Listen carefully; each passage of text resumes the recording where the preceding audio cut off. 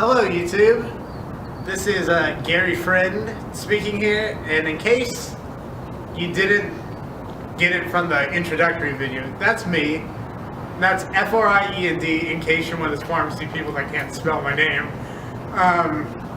But now for take 3 of my testimony, which is the little series we're doing. Take 3 because the first two ran too long, so I had to write an outline. Alright, but anyway, I digress. Main subject. Where do we start? Oh yes, that's where we start. We start when I was about a little tyke, a wee little lad. I did not grow up in church because the only time my parents ever went was that like week or two after my great-grandfather died. That was a very brief time, and I didn't go with them anyway. So we move on to when I was about 5 or 6, and my grandma, kept bribing me to go to church with her, and I hated it. Sure, I got to be all high and mighty because she would give me a quarter to put in the collection plate, but it sucked. It was boring, and they assigned homework. The church I went to assigned homework to the kids group. Now, how is that supposed to get someone to stay in church? Homework, really? It doesn't. What does work though, although this is not productive to good faith, is bribing your children with chocolate milk. And that worked on me for a few months, but she quit forcing me to go shortly thereafter, and I quit going. So my faith is about, well, I guess it was non-existent at that point, so it's still non-existent at the point that I'm talking about, but still. So we move on to a little whiles later. Relatively uneventful, I'm a sinner, yada yada yada, all the way up to junior high. And in junior high, I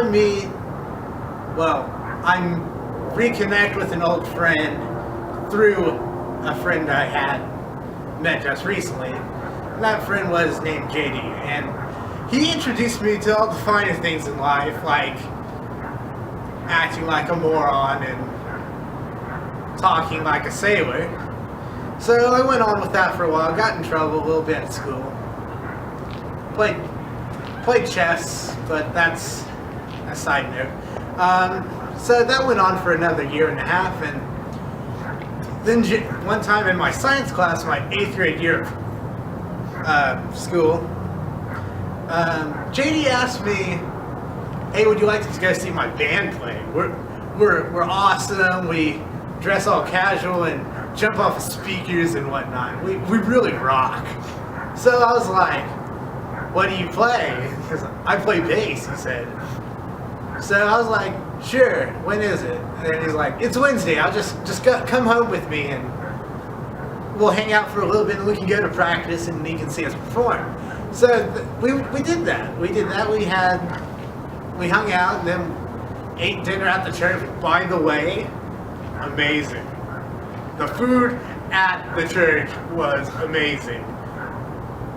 So if I didn't have friends there, or I didn't believe the message, I still had great food to go to. The ham, it was to die for. But that's besides the point. Move on. So I went there and watched him play, and it was church. I had to keep my mouth shut because I wasn't sure how to act.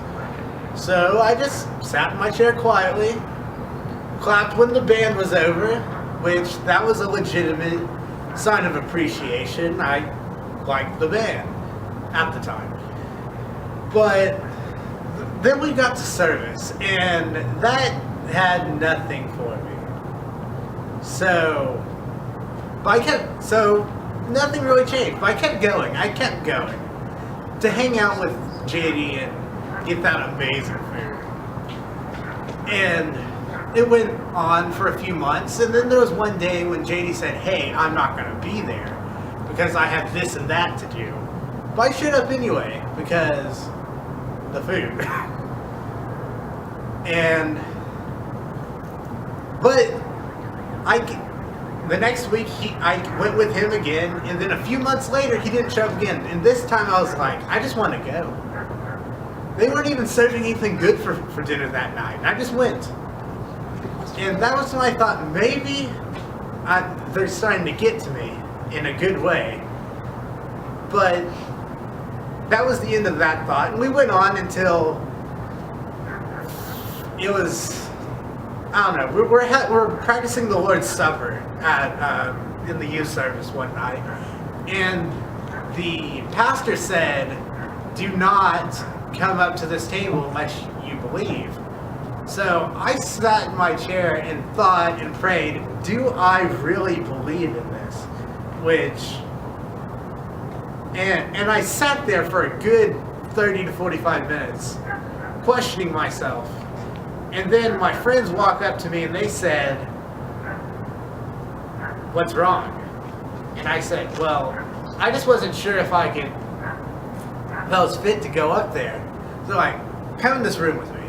They're like, and they asked me a few questions, do I believe and all that jazz. And then they were like, okay, let's say the Lord's Prayer together. And we did, and then we went out, and I missed out on the communion and the bread and and whatever, but I don't care. It was good. It was good.